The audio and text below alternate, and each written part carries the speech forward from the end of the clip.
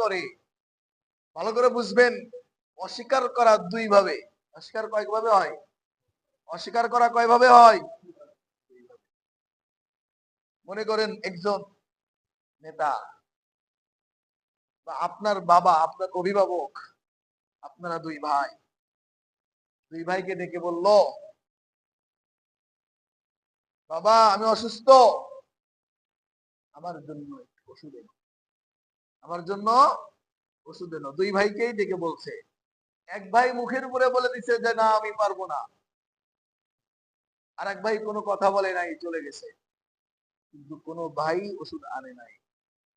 কোনো ভাই, ভালো করে বুঝেন, দুই ভাইকে কিন্তু ডেকে বলছে ওষুধের কথা, এক ভাই মুখের উপরে না করছে, আর এক ভাই কোনো কথা বলে নাই, কিন্তু ওষুধ কেউ আনে নাই। তাহলে অমান্য করলো কয়জনে? দুজন অমান্য করছে না? নাকি মুখের উপরে যে বলছে সে অমান্য করছে? দুজনই অমান্য করছে। একজন স্টেট কার্ড সামনের উপরে পদক্ষেপ, আর একজন চুপ থেকে পদক্ষেপ নিছে, কিন্তু অমান্য করছে দুজন, ঠিক কিনা? আজকে যারা কাফের মুশরিক বেদাইনদের কথা বলি আমরা, যে আখিরাত বিশ্বাস করে না, এই আখিরাত বিশ্বাস করে না শুধু এমন কাফেররা না, বেধর্মীরা না, বরংস মুসলমানের ভিতরে হাজারো নামধারী মুসলমান, মুমিনের ভিতরে হাজারো নামধারী মুমিন, মুমিন সমাজে বসবাস করে, মুসলমান পরিচয়ে বাসে, কিন্তু এরাও আখিরাত বিশ্বাস করে না। এমন অহরহ আছে, অহরহ।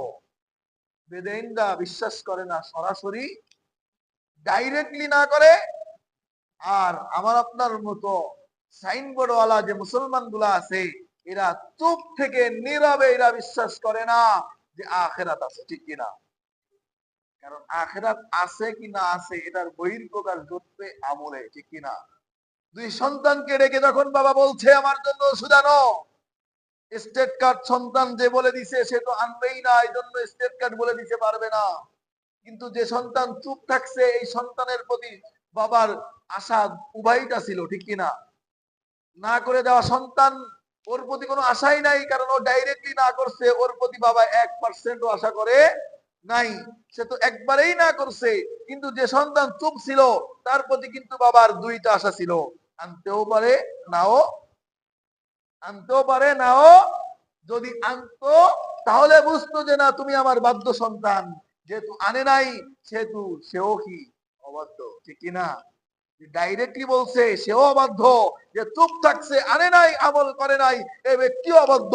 ঠিক আজকে সমাজের মুসলমান নামধারী পরিচয় যারা মুসলমান সমাজে বসবাস করে, আখিরাতের কথা চিন্তা করে, হারাম থেকে বাঁচে না, আখিরাতের কথা চিন্তা করে, জুলুম থেকে বাঁচে না, আখিরাতের কথা চিন্তা করে, মিথ্যা থেকে বাঁচে না, গীবত থেকে বাঁচে না, চুরি থেকে বাঁচে না, পরের মাল আত্মসাৎ থেকে বাঁচে না, শরীক ঠকানো থেকে বাঁচে না, ঘুষ থেকে বাঁচে না, সুদ থেকে বাঁচে না, এরাও কেমন যেন আখেরাতকে অস্বীকার করে, ঠিক কিনা?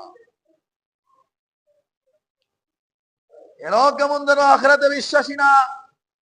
যদি হইতো তাহলে সে আমলে পরিণত করে দেখাইতো আমি ওই আখেরাতকে ভয় পাই, ওই হাসরের ময়দানকে ভয় পাই, ওই কবরকে ভয় পাই, আল্লাহর ওই মিজানের দাঁড়িপাল্লাকে ভয় পাই, আল্লাহর তৈরি ওই পুলসিরাতকে ভয় পাই, আল্লাহর তৈরি ওই বিশাল বিভীষিকাময় কঠিন জাহান্নামকে আমি ভয় পাই, ঠিক কিনা? তা হতো কখন? যখন আমার আপনার ভিতরে ওই বিষয়ে পজিটিভলি কোনো আমল পাওয়া যায়, ঠিক কিনা? আল্লাহ। গতকালকে